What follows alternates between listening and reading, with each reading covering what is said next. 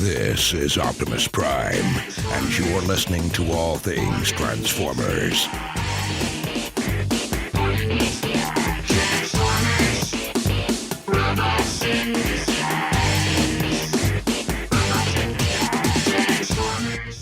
Hello and welcome to All Things Transformers. I'm your host, Steve Megatron Phillips. Joining me in this adventure into the Transformers fandom is... TFU and Mike.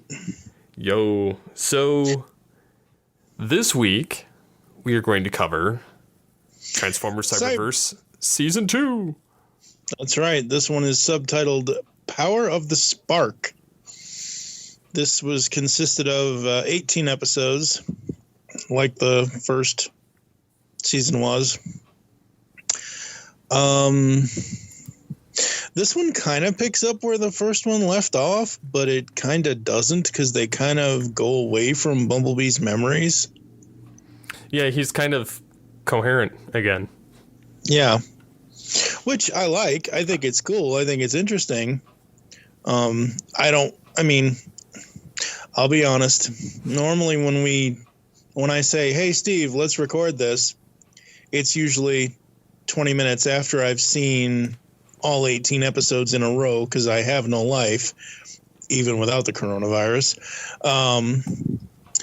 And that was like 2 weeks ago, which it is what it is. It's not that big of a deal. I'm just saying, like, I'm trying to remember because I didn't, like, binge them again right before we started this, even though I probably should have. So I'm frantically going through tfwiki.net, like, reading all the plot synopsises to make sure I remember everything. Or most everything. Well, we got our run-in with Shockwave. Mm-hmm. Love it. I like the David Soboleff sounding voice that they have for him. Mm-hmm. No, don't get me wrong. I do like Corey Burton's Shockwave. Mm-hmm. However, I really love the aspect that David Soboleff contributed to it in Prime. Yep, absolutely. And then picking up the role in this is Ryan Andes. Yep. He's done a lot of stuff with like Yu-Gi-Oh, Pokemon, Last Man, and some other stuff. Cool. He's the grandson of the original Birdman voice actor, Keith Andes. Oh, wow. Very cool. So yeah, he plays Grimlock, Shockwave, Iaconus, and the Cube announcer drone in this show. Very cool. So, yeah, I really enjoyed how the darkness that was in him. And then he almost had this kind of, he was always this kind of mad scientist. So he kind of always reminded me in a sense of Tarantulas. And then he actually does transform into basically a spider or a crab of some kind. Yep. Which is uber creepy when you're watching this because he has little crab or spider drones running around. Yep. Whether it be in this episode or other ones, that's basically what he's got going on, and it's so creepy. Like it reminds me of Tarantulas, and that's a good thing. It's not as creepy as Tarantulas because Tarantulas is just super creepy, but it is very creepy. Yes. Yeah. Tarantulas is very creepy. On the other hand, mm-hmm. But no, it's quite humorous. Watching this, and anyways, the plot of majority of this is, they've got like the Planet Smasher. Mm-hmm. You've got Hot Rod, you've got Prowl. I love the fact that they've got some modern aesthetics to a lot of these bots, but they've also got some kind of new additions to their persona and to their physical attributes. Yep. My favorite thing so far about this series after watching the first 2 seasons is that it's not really following the IDW comics, but it kind of is. Not specifically in story-wise, but what they did with a couple of characters. Finally, we get a cartoon series where Hot Rod and Cheetor are teamed to get Hot Rod, Cheetor, and Bumblebee are kind of like the 3-man team in this. And I love that you can use Hot Rod and Cheetor and have Bumblebee kind of be more the mentor for Cheetor than Hot Rod, but it's one of those things where it's cool seeing all three of them together and working together. And Cheetor has a really interesting storyline here where he's trying to fit in. Well, not only that, but he's also trying to, like, he realizes that his stake in life is to protect the Allspark. Mm-hmm. But other than that, he doesn't really know where he fits in with the rest of the Transformers. Right. He's trying to fit in with everybody. He's trying to find his place. And I think that's very relatable, not just to us, but to kids that might have watched this, like kids of today. Like when we were, well, you were 1 or 2 at the time. When I was 5, 6, and 7, 85, 86, and 87, you know, I was trying to find, as a child, relatable traits of the original G1 Transformers. These characters have, specifically Cheetor, has that whole where do I fit in thing. And I think that's relatable amongst everybody. It's not just kids. It's not just us. It's all people, because we're all trying to find our way in the world and figure out where our station in life can take us. Yeah, totally. And it's also cool in this season because you get to see there's some tropes that come back to play. Specifically Starscream swallowing and using the power of the Allspark, which he did that in the Combiner Wars series where he took on some of that role. He also did it in animated because he had a piece of it in his head. Yep. And that's how he created the Seekers. Yep. But it's also funny that what was it? Slipstream? Gets to take over the Seekers. Megatron's like, you get to be the leader of the Seekers now. And Starscream's like, no, anything but that. and it was kind of funny to see that actually happen. I like the over the topness that Billy Bob Thompson brings to the role in this season. He's almost got a little bit of the Lotta like whininess to the character, but he's also got a lot of the Steve Bloom like conniving, and then he's got the Tom Kenny from animated where he's just like super over the top. So it's kind of a nice melding of the three to where it's not annoying, but it's inventive. Yep, absolutely. And I love the way the storytelling is done in this season. I loved it in the first season, but I love how the story is moving, like it's heading towards something. Whatever that may be, we don't know at this point because we haven't done season 3 yet. We will at some point here soon. But take episode 10, for example, Secret Science. That's the one where Wheeljack and Shockwave kind of have to team up, and that was really cool to see. Episode 7 was Parlay, where you basically see all the other Autobots and Decepticons comment on the fact that Megatron and Optimus's peace talks never really work, which is, it's not hilarious, but it's interesting to see that they at least try. They're not just out, even though it's a war and everything else. They're not just out to shoot each other. They at least attempt to figure out something. Yeah. And the other funny part is that, they're like, didn't you know there's a ceasefire? And, one of the Autobots comes crashing in, with the Decepticon through the door. And just, Megatron's like, forget it. This won't work. And then he just leaves. But it almost kind of, again, that's another like kind of almost Beast Wars thing that happens too. Megatron's like, I don't have time for this crap. Let's have a little truce and I'll go do what I want. Yep. I thought it was also kind of funny that we get Sky-Byte from the 2001 Robots in Disguise series.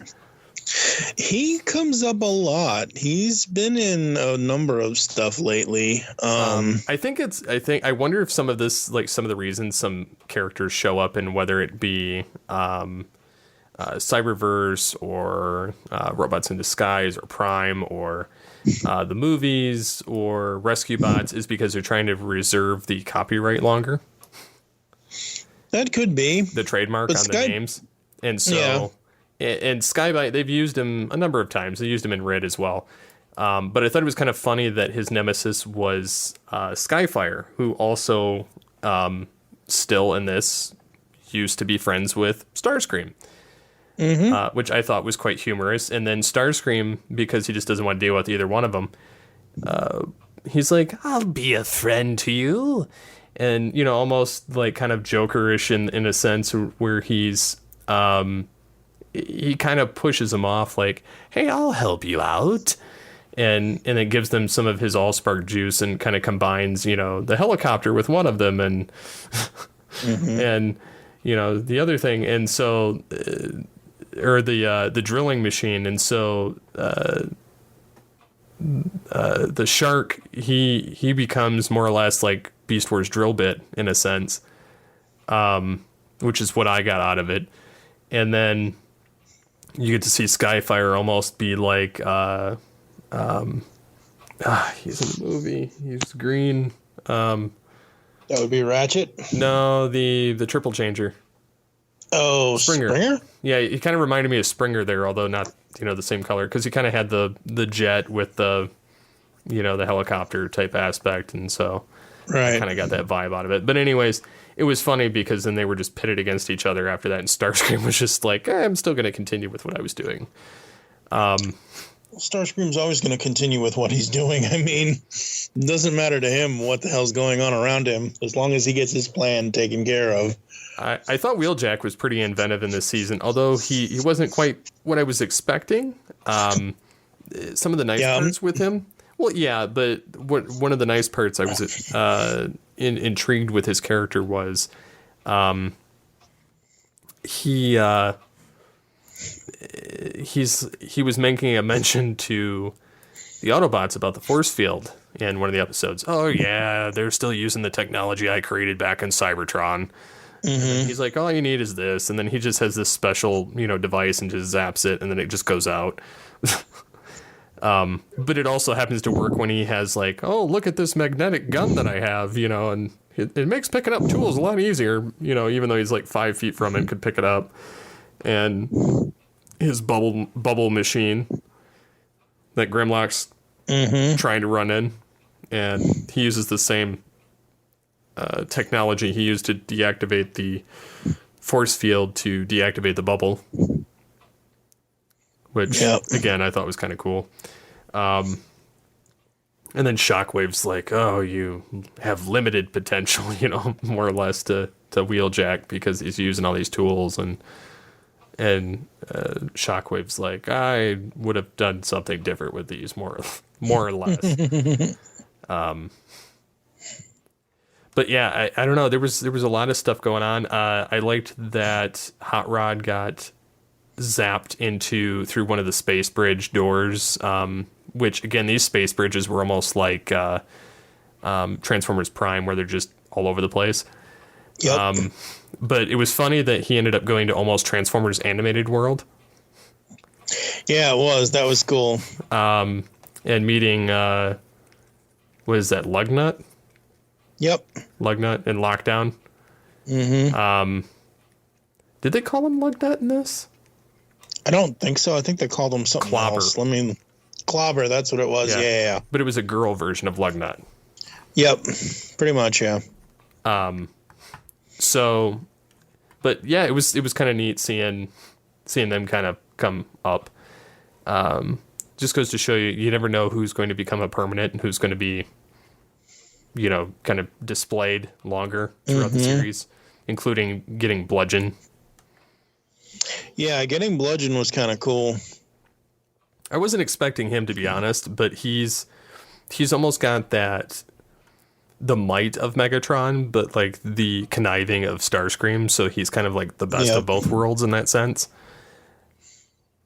but he's just extra creepy because he looks like a bony version of Megatron. Like it's like if you crossed Megatron and Skeletor. Oh yeah, this is what you would get, because I mean, you look at his chest and you look at his head, and he's just like, "I will get you, He-Man." Mm-hmm. Absolutely, and I'm not the Bludgeon is another one of those creepy characters to me. He's, I don't know. I don't dislike him, but he's not one of my favorites either. My first introduction to him was in the G1 Marvel comics.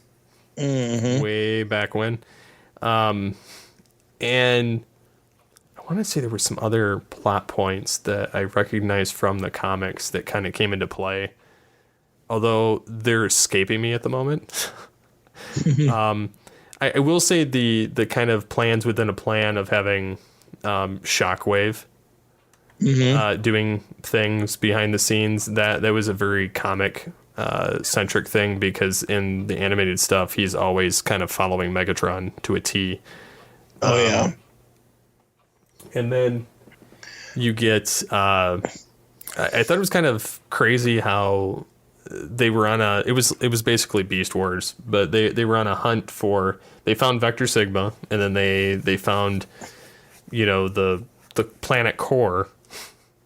Right. And then Shockwave injects his, with a spark cannon, more or less, and shoots his spark into it to contaminate it. And then Cheetor's like, I know what I have to do now.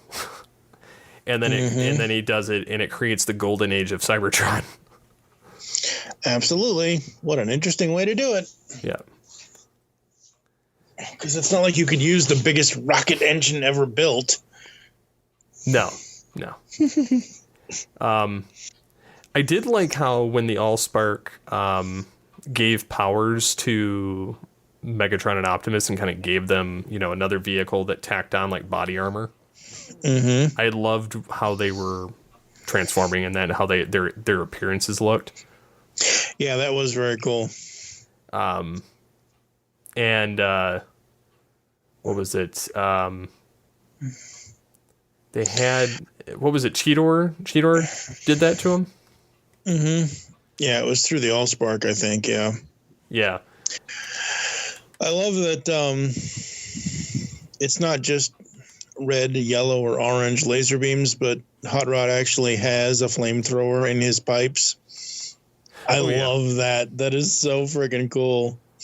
I know that's normally a hot shot trait, but it makes so much sense here. I think it's cool. Yeah, the Hot Rod and Bumblebee and Cheetor more or less are the three amigos. Mm-hmm. Yeah, and that is so cool. Again, like I said, between the voice acting, the animation, I don't even dislike the animation. It was a little different at first, but I really enjoy it. I see Cyberverse as the one cartoon so far that has managed to align almost everything in, well, we're 4 years away from the 40th anniversary, but in Transformers history. I mean, they've got references to everything. They've got characters from everywhere. They've got Chromia. They've got Slipstream. They've got Windblade. They've got Bludgeon. They've got, all these other characters and whatnot. And it's a cartoon series that I was skeptical at first, because I figured it was more aimed towards kids, because let's face it, most cartoons today are for kids. They're not for us, because we're all grown up, not grown out. But having watched the first two seasons and having gotten attached to most of the characters, I would dare say put this in my top 10 best Transformers cartoons of all time. I don't know where it would be in the top 10, but I would almost argue that too. And it's actually funny because it's more coherent than a lot of the series. Mm-hmm.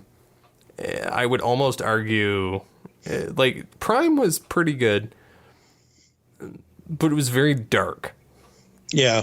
I find that despite some of the early misgivings I had of, the Bumblebee memory things, it helped flesh out some areas that they didn't necessarily have to do at certain points. Yeah. But the funny thing is they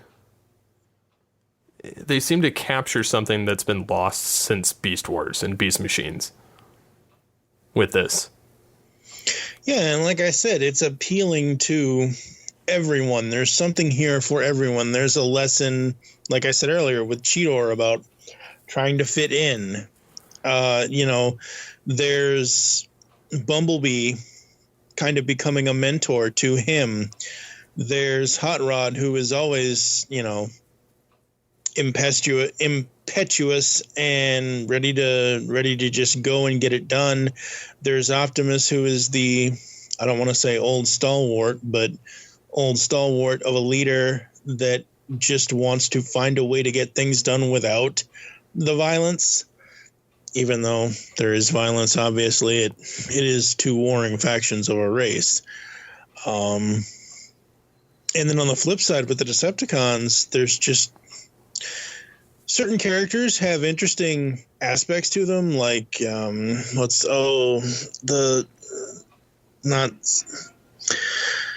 what's her name? The car. Shit. Sorry. Oh, God. RC? No. Shadow Striker. She was the car that got injured and got mutilated or whatever else. Her whole arc, or the whole thing with Slipstream and the Seekers versus Starscream, or any of that. Some of the matchups between the Autobots and Decepticons are really well done. You mentioned earlier about Skyfire and Sky-Byte. That was interesting to me, and I've never really found Sky-Byte to be super interesting personally. He's just not a character I ever connected with, because I wasn't a fan of Rid at the time, back, almost 20 years ago now. So again, has something for all of us. We can argue them. Go ahead. Well, I was going to say, and then some of the more interesting things that they brought in were the Titans. Mm-hmm. One of the legendary Titans. We've gotten to meet Croatan, which was more or less the Decepticon base, and I love the Energon lines that they put in things. Yeah, it's very cool. On everything, and his form is no different. Looking at it on the TF wiki, getting to see his full body, because you more or less get to see his head and then part of him, and then he's gone. And then Iaconus, who I don't know, maybe I missed it, but I don't think he was in the beginning of it. I don't remember. I don't remember him, but maybe he was mentioned.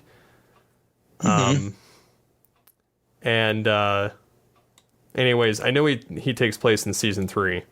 I just don't know much more than that. Yeah. But yeah, I really like the idea of it.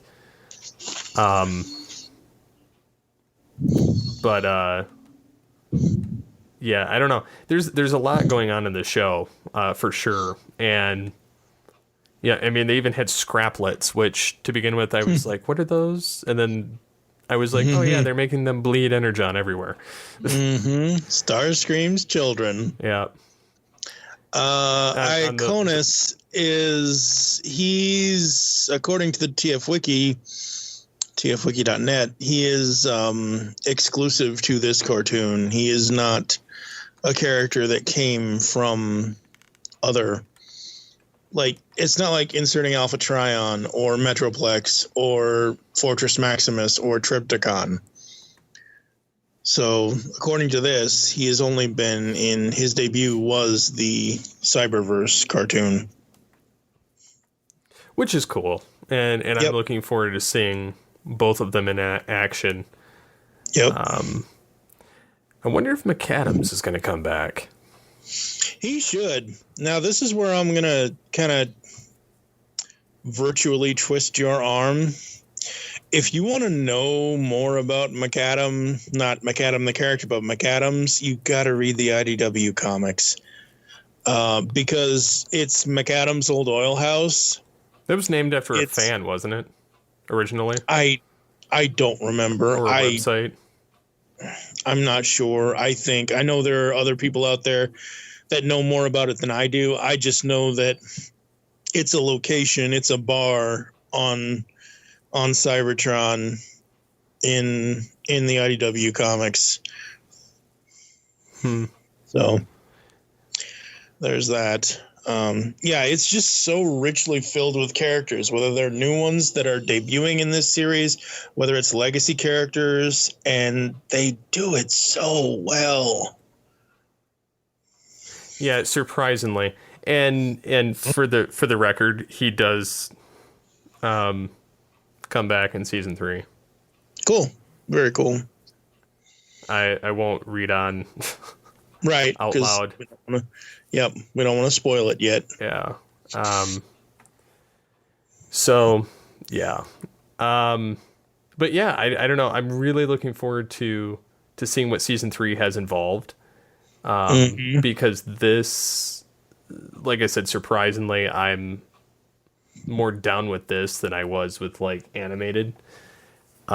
Which is almost sacrilege because I enjoy all of the voice actors immensely that are on animated, but I didn't necessarily care for the quirkiness that I would tolerate from like a Pinky and the Brain or Animaniacs. I didn't really tolerate it very well in Transformers.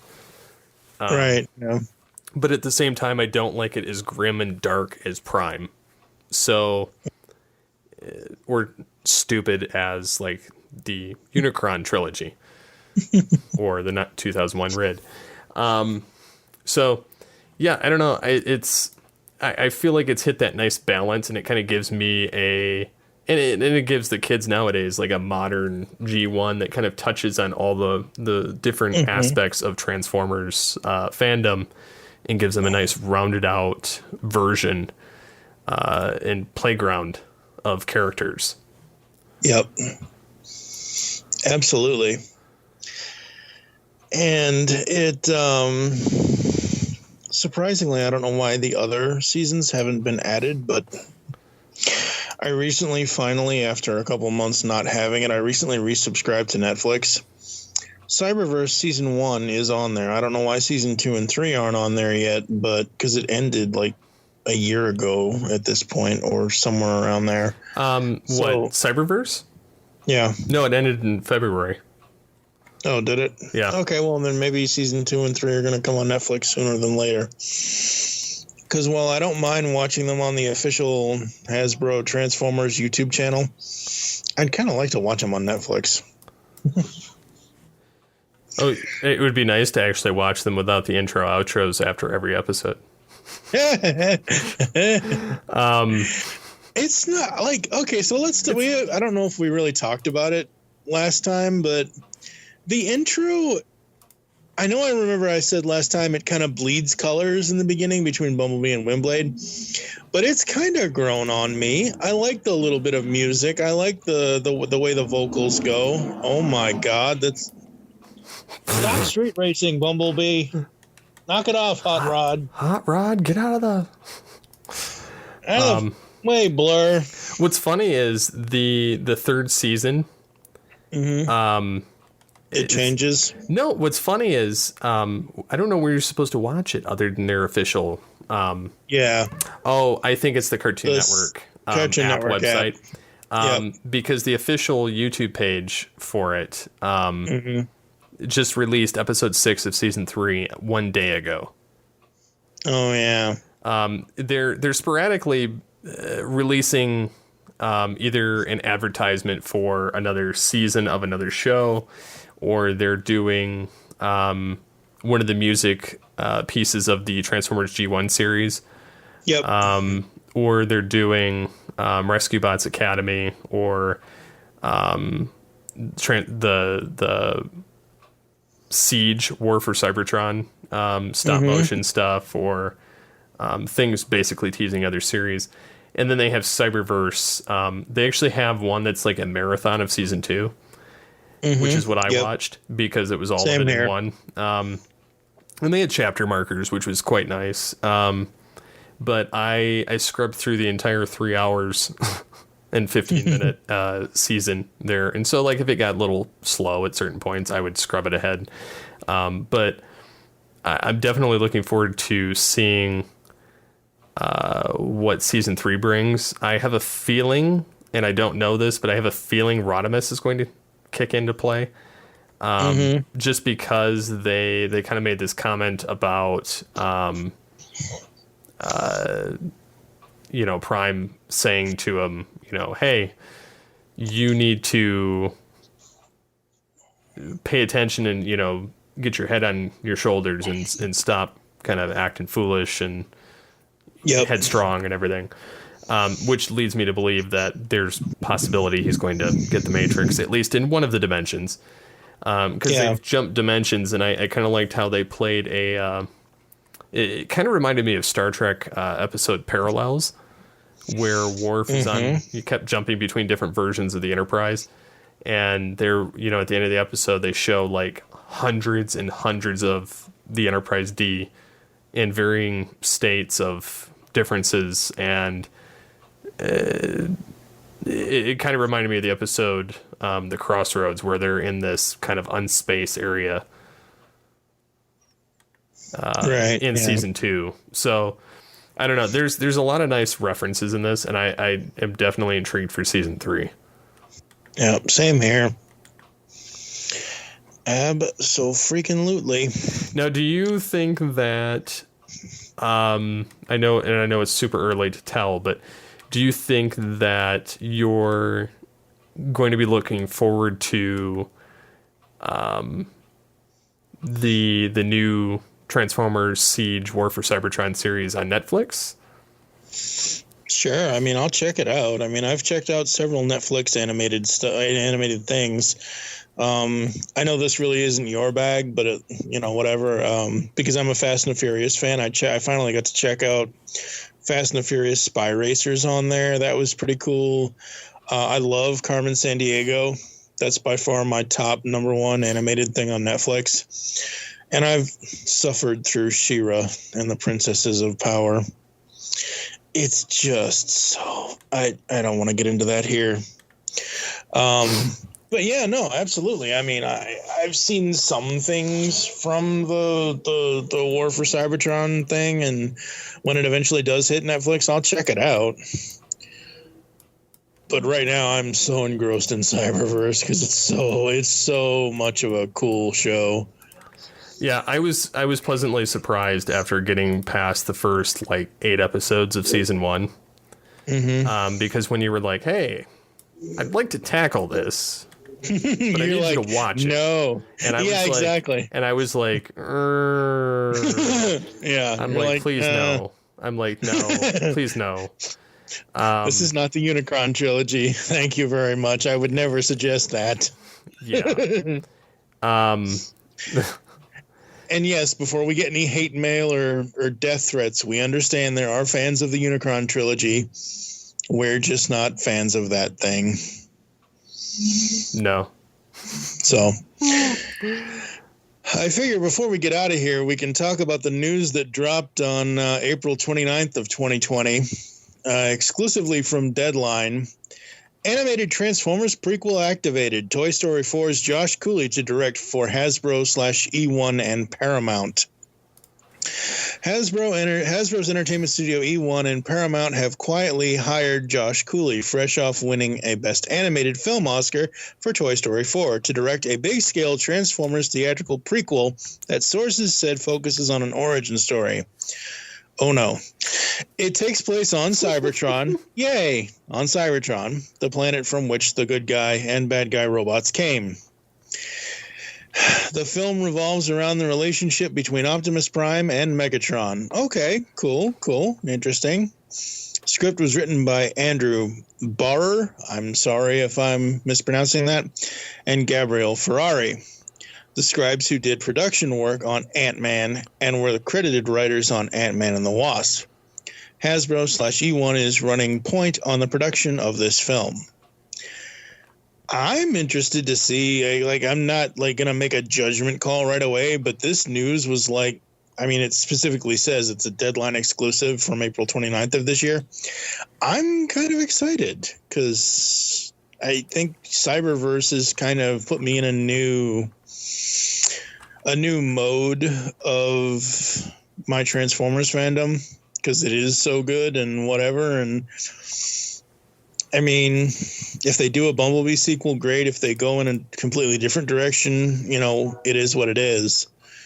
So, I don't know. I think it's cool. What about you? What do you think, just based off that little tidbit? They'd have to do it right, and honestly, I would hope that they would use the voice actors from Cyberverse.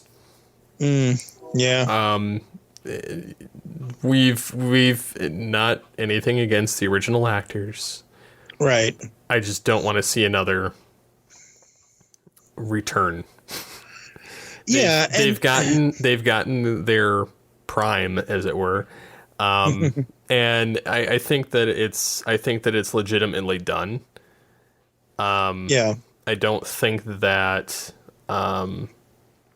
they need to go in that direction with them. I think that it's definitely time for a reboot in that sense.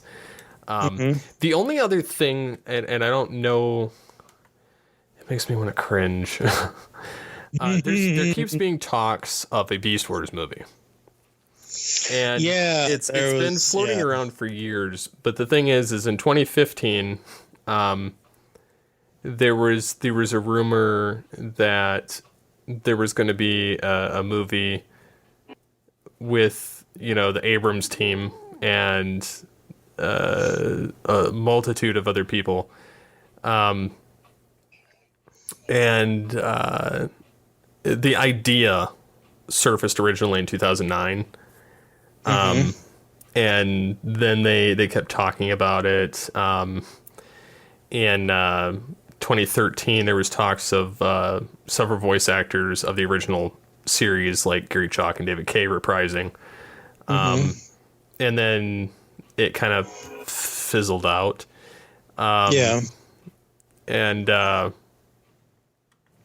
so, and then there was talks that in 2019 there would possibly be one, and a lot of this is like fan speculation crap, so like it's hard to say what's real. However, like in January, MovieWeb and other places, there were more reputable, like T-Formers brought it up. Even T-Formers, and I remember talking about this in 2017, T-Formers talked about their a rumor of a Beast Wars series in 2018, which never happened. Although it could have had the rumor only because in Combiner Wars they brought Optimus Primal. Yep. So, there's that. But there were rumors of that. But in this year, there's another rumor of another, one of two Transformers spin-offs in the works. And this one, it said, following the release of 2018's Bumblebee, Paramount Pictures and Hasbro have put two new Transformers movies in development, and one of them is going to be based on the iconic 90s spin-off. For the time being, few details are available, but this shows that the studio is looking to expand the scope of the franchise on the big screen. It says that James Vanderbilt is reportedly slated to pen the screenplay for the Beast Wars movie. Obviously there's no information. But that was one of the ideas. And it apparently he's written The Amazing Spider-Man 1 and 2, Independence Day Resurgence, which quite honestly, none of those are anything to really, The Amazing Spider-Man 1, yeah, the other two, meh. Some of his other credits are The Rundown, The Losers, and White House Down, which White House Down was it was the GoBots movie to the Transformers. I say that because Olympus Has Fallen was the superior movie, and White House Down came out around the same time. And White House Down, even right now, and I hate Rotten Tomatoes, but it got 51% rotten. Just by comparison, I'm going to look up Olympus Has Fallen, which, mind you, got 3 sequels. It actually has a worse Rotten Tomatoes credits, which is 49%. What's funny is the White House Down made more money. It had a bigger budget. Mm-hmm. And it got the same. It got about the same Rotten Tomatoes score, but the budget for Olympus Has Fallen was half of what it was for White House Down, and the gross revenue was only about 30 million less than the other. Wow. For the revenue. But it got 2 sequels because it was actually like good. It was like a Die Hard movie without John McClane. So that's why it did so well. But no, I mean, honestly, it's like the, like I said, it's like the GoBots to a Transformers movie. So anyways, his most noteworthy credit is Zodiac, which, again, none of these movies I really liked, so it doesn't translate well for me. Mm-hmm. Not saying that he couldn't write it. You never know. But anyways, this is for the second Transformers movie in development that is set to be penned by Joe B. Harold. Some of his credits include King Arthur, Legend of the Sword, Zack Snyder's Army of the Dead, John Wick Chapter 2 and 3. Hey! That's good. That one would take place in the Bumblebee universe. It says the Beast Wars spinoff would more or less be a different beast entirely. Mm-hmm. Ha ha. So, but it says that one of the 2 Transformers spinoffs are in the work. So it doesn't say that it's greenlit. I think that they're stoking the fire to see if Beast Wars is actually something people are interested in. Right, yeah. But it's again hard to tell at this point. Yeah, we'll just have to wait and see. And I think that's the thing about some of these early news reports of, there's going to be an animated movie, or there's going to be this, or it's going to be that. And I love that we have initial details that it's going to be a Megatron and Prime centric quote unquote origin story. I think that's cool. But it's like I've always said, until I see an actual trailer, I mean, I'm going to focus on Cyberverse. I'm going to focus on the comics I'm reading from Transformers from IDW kind of thing. You know, I'm not going to get all up in arms about, oh my God, look who they've hired now, and it's going to be so bad. Well, I don't even know what the hell it's going to be yet. I just wish, and especially in the Beast Wars category, if it even happens, I'd love to see it happen. I'd love to have a G1 style universe, or hell, a whole universe that includes all of it. But, you know, whatever. Go ahead. I would love to see a Beast Wars comic.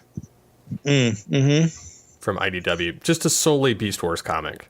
I don't want my Beast Wars mixed in with the G1. Just give me Beast Wars.